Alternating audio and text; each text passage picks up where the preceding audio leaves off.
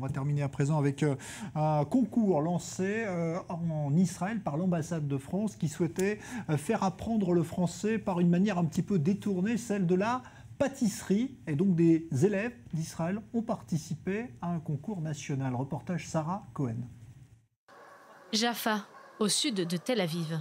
Après des semaines d'attente et dans le cadre du déconfinement, Éric Danone, l'ambassadeur de France en Israël, reçoit 8 petits pâtissiers.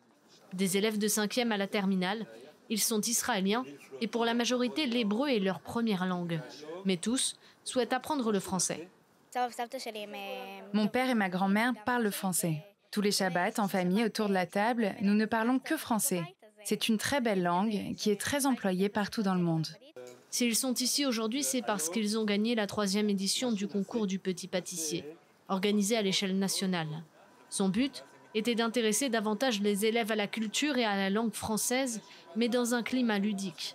L'atelier existe depuis 3 ans. C'est une création en fait de l'inspection de français. C'est mon équipe et moi-même. On cherche toujours des idées un peu créatives parce qu'enseigner une langue, ça doit passer par une grande émotion et une réussite et pas forcément rester dans le cadre d'une classe, dans le cadre scolaire. La récompense de ce concours, une après-midi avec le chef de l'ambassade de France, Dan Boker.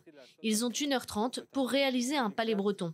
Jaune d'œuf, sucre en poudre, sucre vanille, beurre de micelle, farine, poudre de noix de coco et levure chimique, le tout mélangé au batteur. Et on verse la pâte dans les moules. Direction les fours de la cuisine de la résidence de Monsieur l'ambassadeur pour 15 minutes de cuisson.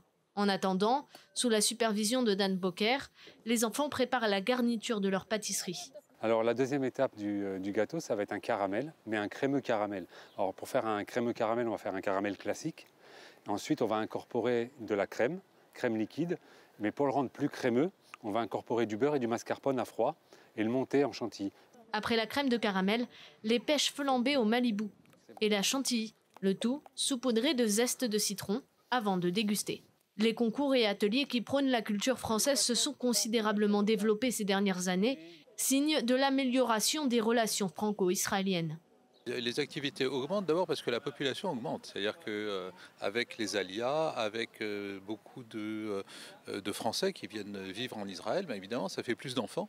Et presque automatiquement, pourrait-on dire, les activités augmentent. Et puis nous sommes très preneurs d'organiser toujours des activités nouvelles qui correspondent à des choses que les jeunes aiment et qu'ils ont envie de faire. Et puis, en l'occurrence ici, la cuisine, la gastronomie, ce sont des activités reliées à la France d'une certaine façon et qui ont toujours ici un très grand succès. Au total, une centaine d'enfants ont participé à ce concours.